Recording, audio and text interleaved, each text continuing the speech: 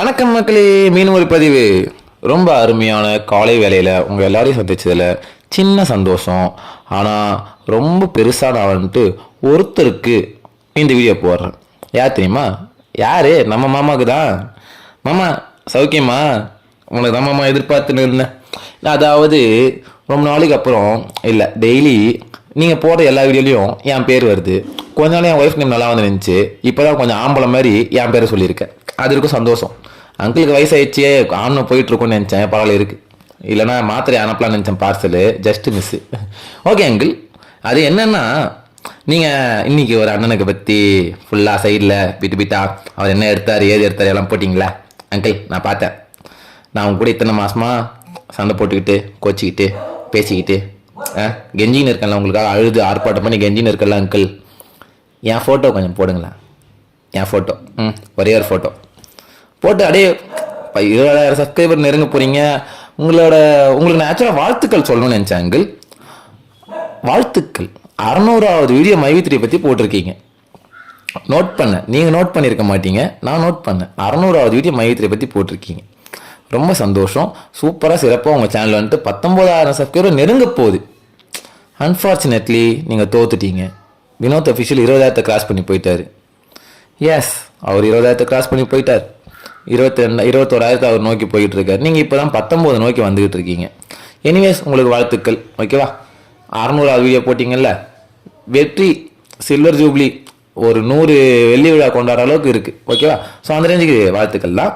And அந்த அண்ணனை பற்றி அவ்வளோ பெருமையாக பேசுகிறீங்க. என்னை பற்றி கொஞ்சம் பேசுங்களேன் பெருமையாக. என் ஃபோட்டோவை போட்டு நான் எவ்வளோ சம்பாதிச்சிருக்கேன், என் ஹிஸ்ட்ரி வரலாறு, எனக்கு எவ்வளோ டவுன்லைனு, அந்த டவுன்லைனில் எத்தனை மாதத்தில் வந்தாங்க, நான் எத்தனை வருஷமாக எடுத்தேன், அந்த மாதிரி என் ஹிஸ்ட்ரி வரலாறுலாம் கொஞ்சம் டீட்டெயில்டாக டாக்குமெண்ட்டாக போடுங்க. ஓகேவா? அந்த ரெக்வஸ்ட் பண்ணி கேட்கறதுக்காக தான் இந்த வீடியோ. நான் உங்ககிட்ட ரெக்வஸ்ட்டாக கேட்டுக்கிறேன் அங்கிள். ஓகே. அப்புறம் அந்த அண்ணன் பாவம், இவங்க பேசுனதை கேட்டு அந்த அண்ணன் கொஞ்சம் மன உடைச்சல் ஆகிட்டு, என் உசுருக்கு எதனா ஆபத்துன்னா இவனுக்கு தான் காரணம் அப்படின்ட்டு போயிட்டா. அப்படி அந்த வீடியோ மையக்கிறதே அதுதான். என் உசுருக்கு எதனா ஆகுது, நான் ஓவர் டென்ஷன் ஆகிட்டு எதனா பண்ணினேன்னு வச்சிங்க, நீங்கள் தான் காரணம், இந்த 2 பேர் தான் காரணம், இது என்னோட மரண வாக்கு மூலமாக எடுத்துக்கோங்கன்ற ரேஞ்சுக்கு அவர் சொல்லிட்டு போயிருக்காரு. அப்படி இருந்து இவங்க வீடியோ போட்டிருக்காங்கன்றது எப்படி? அதுவும் அந்த அண்ணன் ரொம்ப மன உடைச்சல் பண்ணுற அளவுக்கு பேசியிருக்காங்க. நம்மளை பேசுனதோட கம்மியாக தான் பேசினாங்க. அதனால் ரொம்ப சென்சிட்டிவ்னு நினைக்கிறேன். Okay uncle. ஓகே, அதெல்லாம் எனக்கு தெரியாது. எனக்கு எதனா ஆச்சுனாலும் நீ தான் பொறுப்பு. ஓகேவா? நான் என் ஃபேஸ்லாம் ரிவீல் பண்ணதுக்கப்புறம் அந்த சேலஞ்சு சொன்னேன்ல, நீங்கள் கேட்டீங்கல்ல சேலஞ்சுக்கு வரீங்களா அப்படின்ட்டு, அதுக்கு நான் வரேன். அதுக்கு நான் வந்து பக்காவான பதிலோடு வரேன். அதுக்கெல்லாம் நீங்கள் ஓகே மட்டும் சொல்கிறீங்க. நான் அதுக்கப்புறம் அவள் தான் நான் ஒத்துக்கிறேன்ப்பா. உங்களை மாதிரி ஒரு ஆள் ஜென்டில்மேனே இல்லைன்னு ஒத்துக்கிறேன். அந்த ரேஞ்சுக்கு ஒரு சேலஞ்சு நான் வச்சுருக்கேன் இந்த ரவுண்டு. மோதி பார்த்துக்கலாம். நான் ரெடி. என் கூட வந்துட்டு இன்னும் ஒரு 2 பேர் வந்து ரெடியாக இருக்காங்களாம்மா. அவங்களும் வரேன்னாங்க. அதில் அவங்க கூட சேர்த்து மொத்தமாக வந்து இறங்குவோம் கழுத்தில். ஏன்னா என்னதான் நடக்கும் நடக்கட்டுமே, இழக்க ஒன்றும் இல்லைங்க. நான் ஏற்கனவே சொன்ன மாதிரி தான், அயபுசா வச்சுக்கின்னு 150cc கூட மோதலாமா? டிராஃபிக்கில் அயபுசாவை சீட் பண்ணி டக்குன்னு சிக்னல் டு சிக்னலில் ஓவர்டேக் வச்சுருவோம். அவ்வளோதான். அடுத்து நீங்கள் எங்கே வேணால் ஹைவேல அடிச்சுன்னு போகலாம் பிச்சின்னு. பட் டிராஃபிக்கில் அயபுசா ஒர்த்தே இல்லை, வேஸ்ட்டு. அது மட்டும் மைண்டில் வச்சுக்கங்க.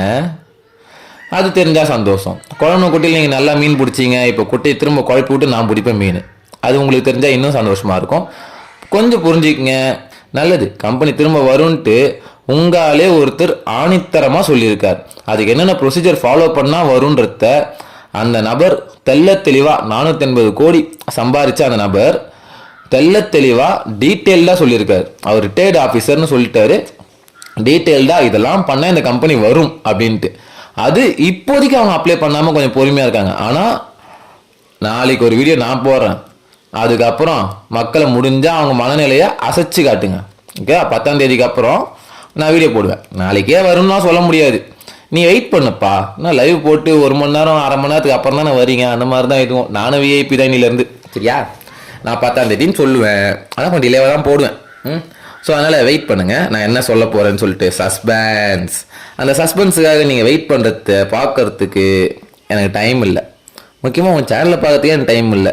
அப்புறம் முக்கியமாக உனக்கு கேட்டியே என்னது, என் பேரை சொல்லி பேசக்கூட தைரியம் இல்லாதவன்ட்டு உன் பேர் சொல்ல அளவுக்கு நீ நான் அவ்வளோ பெரிய ஆளான்னு கேட்குறேன். அப்படின்னா சாதிச்சு கீச்சிட்டீங்க. இந்த கம்பெனி பற்றி நெகட்டிவாக பேசிக்கிறீங்க.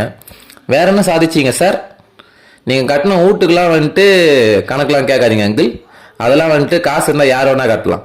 ஓகேவா? அது நீங்கள் இன்ஜினியர் வச்சு கட்டியிருப்பீங்க. நீங்கள் இன்ஜினியர் இல்லையா? ஆ, கொத்தனார். அது தெரிஞ்சால் போதும். சரிங்க அங்கிள், நான் என்னால் முடிஞ்ச அளவுக்கு உங்களுக்கு டீட்டெயில்டாக பொறுமையாக பக்குவமாக சொல்லிட்டேன்னு நினைக்கிறேன். திரும்பவும் சொல்லிக்கிறேன் அங்கிள், என் பக்கம் திரும்பாமல் இருந்தீங்கன்னா உங்களுக்கு நல்லது அங்கிள். என் பேர் எடுத்தீங்கன்னா அங்கிள் அங்கிள் அவ்வாறு ஓகே ஓகே பாய் பாய் தான். சரிங்களா அங்கிள்? என்னால் முடிஞ்சது அங்கிள். யூடபிள்யூஓ இல்லை யூடபிள்யூ அதிகாரிக்கும் நான் பர்சனலாக மெசேஜ் பண்ணியிருக்கேன். ஓகே, அதை இங்கேயே சொல்கிறேன், நான் தைரியமாக சொல்கிறேன். யூடபிள்யூ அதிகாரிக்கு நான் பர்சனலாக மெசேஜ் பண்ணியிருக்கேன். நான் இங்கே எந்த வீடியோவை யாருக்கு போடுறேன் யாருக்குமே தெரில, எனக்கே தெரில. நான் ஒரு அங்கிளுக்கு போட்டுக்கிட்டு இருக்கேன். அந்த அங்கிளுக்கு வயசாகிடுச்சு. அங்கிள் அங்கிள் அங்கிள் அங்கிள் உங்களுக்கு தான் அங்கிள். என்ன சொல்ல விரும்புகிறேன் அப்படின்னா, வயசாகிடுச்சு, இதுக்கப்புறம் எதுக்கு சிங்சாங் அடிச்சுன்னு சுற்றி நிற்கிறீங்க? எஸ்கோட் லாலான்னு எனக்கு தெரியுமா? யார் எது சொன்னாலும் ஆமாம் ஆமான்னு தலையாட்டுறது. அந்த பழக்கம் சின்ன வயசுலேருந்தே இருக்கு அங்கிள். தலையாட்டி ஆட்டி இருக்குன்னு நினைக்கிறேன். தலை தங்கலைன்னு நினைக்கிறேன். அதனால் எஸ்கோட் லாலா தலை ஆட்டினே இருப்பாங்க. இந்த சிங்சாங் அடிக்கிறவங்கலாம் எப்படி அங்கிள் சொல்கிறது? அவங்களுக்குலாம் வந்துட்டு சொந்த மூலையே இருக்காதான். எனக்கு ஒரு வருஷமாக பார்த்துட்ருக்கேன்னா அது ஆமான்ற மாதிரி தான் இருக்குது. உங்களுக்கு சொந்த மூலையே இல்லையே. யாரோ ஒருத்தர் ஏதோ சொல்கிறாரு, அதுக்கு நீங்கள் வந்து பேசிகிட்டு இருக்கீங்க. ஆனால் அங்கிள், போன வீடியோவில் நான் வந்துட்டு அந்த கீ செயின் மிஷின்னு சொல்றதுக்கு நான் உங்களை தான் சொல்லி கலாய்ச்சேன்.